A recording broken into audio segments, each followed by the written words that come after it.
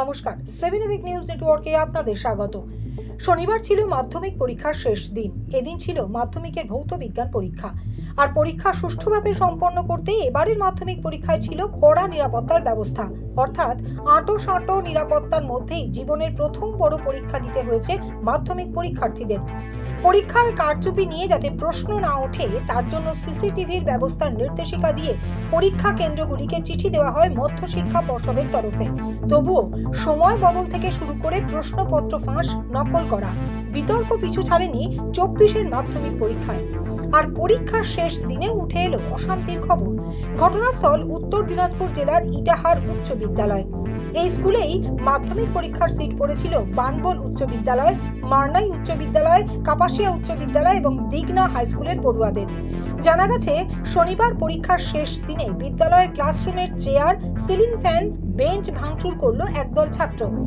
এদিন পরীক্ষার শুরুতেই বেশ কয়েকজন ছাত্র ক্লাসরুমের দেওয়াল ঘড়ি, চেয়ার, সিলিং ফ্যান ভাঙচুর করতে শুরু করলে বিদ্যালয়ের প্রধান শিক্ষক সুব্রত নারায়ণ ধর সহ অন্যান্য শিক্ষকেরা গিয়ে তাদের বোঝানোর চেষ্টা করে।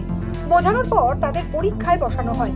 পরে জানা যায়, পরীক্ষা কেন্দ্রে কড়া নিরাপত্তা থাকায় তারা গণটোকাটুকি করতে পারেনি। সেই রাগেই পরীক্ষার্থীরা ভাঙচুর করেছে বিদ্যালয়ের সম্পদ, জানালেন প্রধান শিক্ষক সুব্রত নারায়ণ ধর। শেষ পরীক্ষা ফিজিক্যাল সায়েন্স পরীক্ষা ছিল। তো প্রথম থেকেই দেখলাম ছাত্ররা এই ফ্যান ভাঙা, তারপরে প্রত্যেকটা ঘরে ঘড়ি, দেওয়াল ঘড়ি আছে সেগুলো, তারপরে যেখানে ইলেকট্রিফিকেশন আছে সেই বোর্ডগুলো ভাঙছে, তার বের করে দিচ্ছে, ফ্যানগুলো বেঁকিয়ে দিচ্ছে। প্রথম থেকে শুরু থেকে স্কুলের সম্পদ আর কি, আসবাবপত্র সেগুলো ভেঙে দেওয়ার চেষ্টা করছে। তারপরে আমরা খবর পেয়ে ক্লাসে গিয়ে আমরা বলে আসলাম, বুঝিয়ে আসলাম। তারপরেও তারা থামছে না এবং কিছুক্ষণ পরে দেখলাম যে আবার পাশের ঘরে একটা এরকম ঘটনা ঘটছে।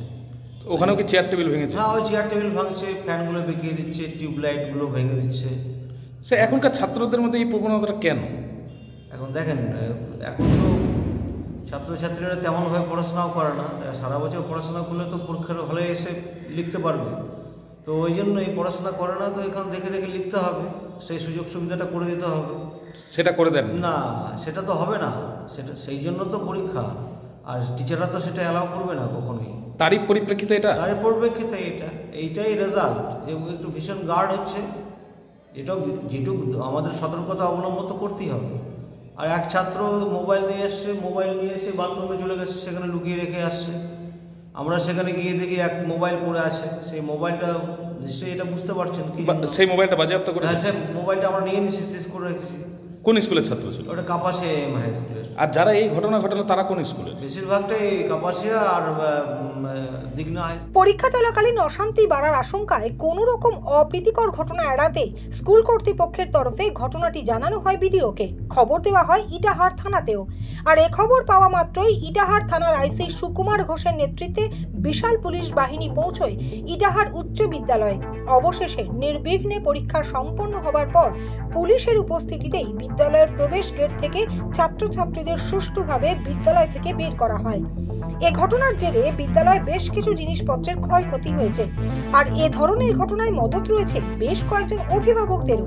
এমনই বিস্ফোরক দাবি বিদ্যালয়ের প্রধান শিক্ষকের। জানলাম যে এরকম আরো ভয়ের কারণ হতে পারে, গার্জিয়ানরাও বিষয়টা জানতে পারলো। আর কিছু গার্জিয়ানও আছে ছাত্রদের হয়ে দু চার কথাও বলে যাচ্ছে, কেন এত কড়া গার্ড হচ্ছে, কেন এত ছাত্রদের ভয় দেখানো হচ্ছে। ভয় দেখানো হয়নি, কড়া গার্ডও দেখানো হয়নি। ওরা আসলে চাইছে যে একদম দেখাদেখি করে লিখবে, খুব সহজ গার্ড হবে। এবার কি হলো স্যার, পুলিশ এসে?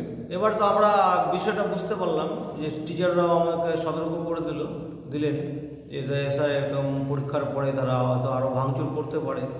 এর সঙ্গে কিছু গার্জিয়ানরাও আছে। কিছু তো গার্জিয়ানরা যারা কি বলবো, এটা বিষয়টা বুঝতেই পারছে না, তারা এই গন্ডগোলটা করলে তার রেজাল্টটা কী হতে পারে, এরকম গার্জিয়ানও 2-4 জন ছিল এখানে। তারপর পুলিশ, তারপরে আমরা এটা বুঝতে পারে অনুমান করে নিয়েছিলাম যে এই ঘটনাটা ঘটতে পারে। সেই জন্য আমরা খবর দিলাম প্রশাসনকে বললাম, প্রয়োজনে বিডিও সাহেবকে বললাম। এই বিষয়টা জানাজানি হওয়ার পরে ফোর্স চলে আসছে ওখান থেকে। তারপরে তাদের সুরক্ষাতে আমাদের পরীক্ষাটা শেষ পর্যন্ত ভালোভাবেই সম্পন্ন হলো। তারা স্কুল থেকে বের করলো ছাত্রদেরকে উত্তর দিনাজপুর থেকে রেখা রায় রিপোর্ট, 7 এবিক নিউজ নেটওয়ার্ক। আরও বিভিন্ন খবরের আপডেট জানতে হলে অবশ্যই সাবস্ক্রাইব করুন 7 এবিক নিউজ নেটওয়ার্ক চ্যানেলটি, কারণ আপনাদের একটা সাবস্ক্রিপশন আমাদের কাছে অত্যন্ত মূল্যবান। জয় হিন্দ।